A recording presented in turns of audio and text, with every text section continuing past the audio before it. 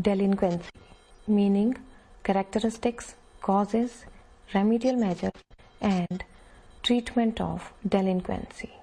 What is delinquency? Who are the delinquent children?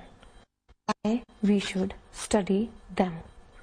How they are treated in the society? What are the causes of delinquency and how can it be cured? Being students of education, we must have knowledge about such children. Various viewpoints regarding delinquency. The dictionary meaning of delinquent is the person who fails to do his duty or commits an offense. First one is social point of view. According to this viewpoint, delinquency means only a form of behavior which is detrimental to the well-being of society. It lays more emphasis on social conditions which contribute to the occurrence of antisocial behavior in young men and women. Merton's theory of antisocial behavior emphasizes that when an individual finds no avenue toward identification of his goal, the individual is compelled by circumstances to reach his goal by antisocial methods. Second is legal viewpoint. It is said that if there had been no law, there would have been no crime. Legal experts usually insist that studies of delinquency like crime should concern themselves only with officially apprehended delinquents. They hold the opinion unless young man is brought before the court, he is not a delinquent. Third is mental hygienist view. Delinquency is the expression of an individual's needs. The individual, by means of antisocial behavior, attempts to gratify his needs. When he fails to gratify his needs by socially acceptable behavior. According to mental hygiene point of view, the delinquent behavior of an individual is symptomatic to his needs, which have not been fulfilled by socially acceptable method. The child wants to reach his desired goal, but when he finds the barrier insurmountable, he gratifies his demand by antisocial means as shown in this diagram. Types of delinquent acts. The common types of acts which may be termed as delinquent acts are as follows. First one is acquisitive tendency. The major percentage of delinquent acts of children have the immediate aim of satisfying acquisitive tendency. Stealing is the most common act which starts from the family and, if not detected and dealt adequately, is generalized to other situations in neighborhood, schools and shops also. Stealing releases tensions in adolescents. Stealing, robbery, dacoities are examples of acquisitive acts. Second is forgery. Adolescents commit forgery of several types. They may forge the signature of their parents on checks and can draw money from the bank. Third is aggressive tendencies. Many juvenile offenses are due to aggressive tendencies in adolescents. The aggression gives relief to the offender. Aggression may be against inanimate or animate objects of the environment. The mode of attack may be physical aggression or by less direct method of mental cruelty. Damaging school and public property, bullying and mockery, torturing of dumb animals, committing suicide, murders and riots are the examples of aggressive tendencies. Next one is the sex delinquency. In adolescent period, the sex delinquency is at its peak. Adolescents indulge in all types of sex delinquencies: homosexuality, heterosexuality, obscene drawings and paintings, prostitution, abducting and raping, exhibitionism, making sexual suggestions, etc. Fifth one is escapism. This indicates the inability of the individual to face reality. He runs from the situation. Sixth is truancy. They are truant. They run from the school as well as home. Characteristics of delinquents. Sheldon and Glucks listed the following characteristics of delinquents. First one is physical. They are mostly mesomorphic in constitution, muscular and bold. Second is temperamental. They are aggressive, destructive, energetic, impulsive and extrovert. Next is psychological. Their behavior mostly operates on concrete level. They are less methodical in their approach to the problem. Next is attitude. Hostile, defiant, resentful, suspicious, unconventional and non-submissive to the society. Fifth is socio-cultural. Lack of affection, instability and violation of social norms. Next is educational retardation. They are unpopular enough with their teachers and school officials. Seventh is emotionally immature. These delinquents, they are emotionally immature. Eighth is permanent frustrations. They usually remain frustrated. Next is sense of hostility. They have deep sense of hostility to the world. Causes of delinquency. There are two different views as regards the causal factor of delinquency. One held by hereditarians who hold that delinquency is caused by inheritance. The other view is held by environmentalists who emphasize the importance of environmental influences in the development of delinquency. The third view lays emphasis on the interaction of hereditary and environment. First one is hereditary causes. Psychologists have made surveys of family trees to locate the causes of delinquency and crime in the inheritance of the individual.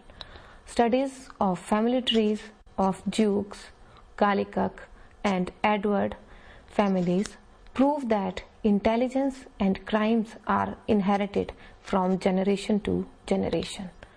Lombroso, an Italian, studied number of criminals and their physical characteristics in journal.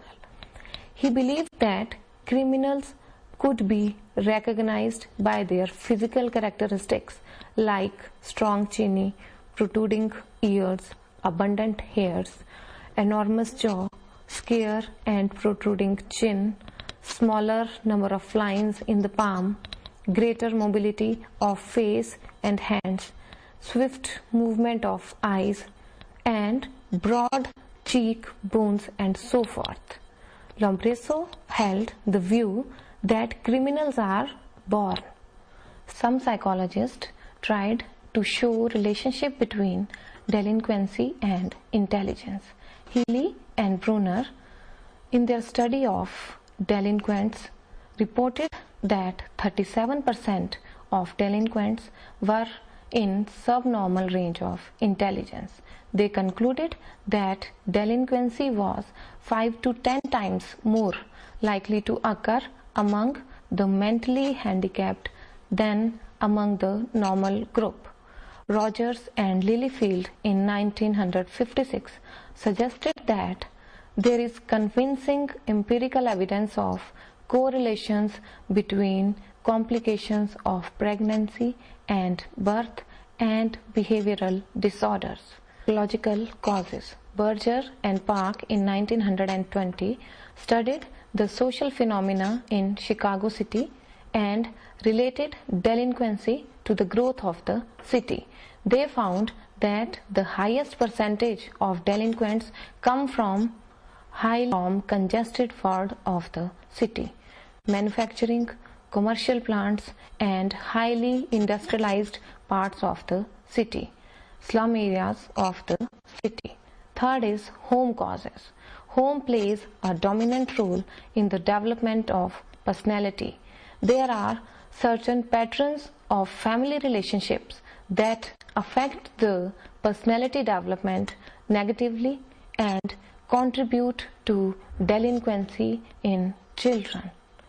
Family parent-child relationship, rejection by the parents, overprotection and restrictiveness, unrealistic demands of the parents, faulty discipline at home, disrupted or broken homes, employed mother or father, emotional instability of parents, child in the company of servants, partiality of parents, unvocalized tensions in the family, disability of parents, lack of affection, lack of recreation, lack of moral code, crowded homes, and poverty are some of the causes in the home which can lead the children to delinquent behavior.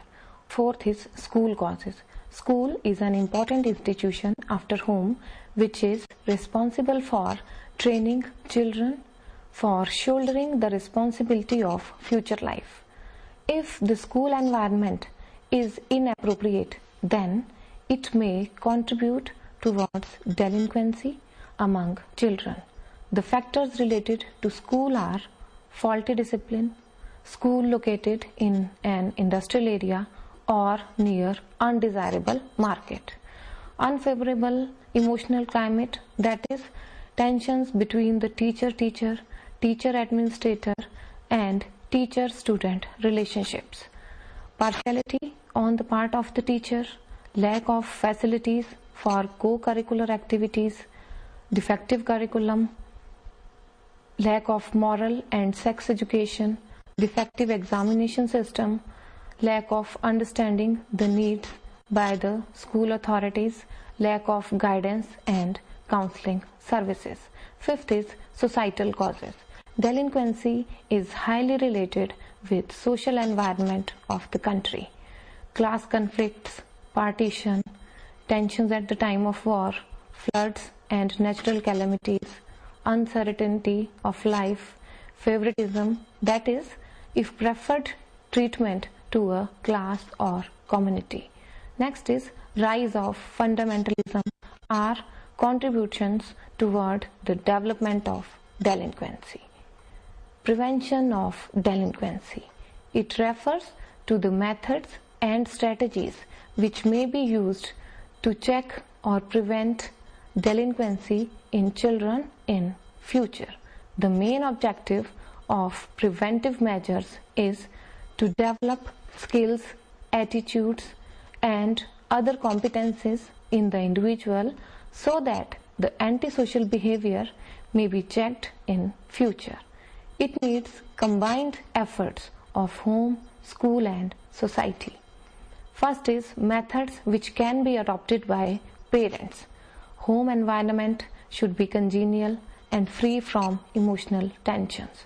Legitimate demands of the children should be fulfilled. Parents should be ideal models before the child. Parents should adopt right attitude towards their children. Parents can help the child to inculcate good habits, attitudes, and sound value system. Parents should have the knowledge of child guidance. A large amount of pocket money should not be given to the children. Parents should not have attitude of overprotection. Parents should also keep a watch on the friends of their children. Second is remedies which can be adopted by school. In the school, there should be good and trained teachers of high moral character. School environment should be free from emotional tensions. Teachers should adopt good methods of teaching. Curriculum should be developed in such a way that it should fulfill the needs of the students. School should provide facilities for various types of co-curricular activities like games, NSS, NCC, drama, debates, excursion tours and scouting, etc. Teacher should work objectively without any favor to any student. Headmaster should make an effort to maintain conducive environment in the institution. Lectures by some eminent persons should be organized on sex education and moral education for adolescents. Tracking, that is, between class ability grouping, should be avoided if possible. School should provide educational and vocational guidance to students to solve their problems. Teachers should give responsibility to the child. School and classroom rules must be clearly expressed and consistently enforced. Third is preventive measures which can be employed by the state and social agencies. The state and social agencies should establish good schools where the children can get proper education. Children of poor parents should be given free education. There should be strict censorship on the films depicting lot of obscenity and violence. Orphan children should be cared for by the state. State and social agencies should arrange for recreational facilities for children, for example societies or clubs like Bal Niketan, Balwadi, Bal Sadan, etc. Then comes treatment of delinquency. Treatment of delinquents is done by applying psychological techniques known as psychotherapy. Various methods can be used for treating delinquents. First one is re-education. Re-education is not meant to give academic information but to build the self of the individual by giving information on sex problems, family relations and morality. The re-education is to clarify the ideas of the delinquent on different problems. Second treatment is abreaction. It means providing opportunities to the child to express his pent-up emotional feelings by means of free expression through discussion. The counselor adopts the role of parent figure in whom the delinquent confides. He may use various techniques like free association and psychodrama, etc. Next treatment is persuasion.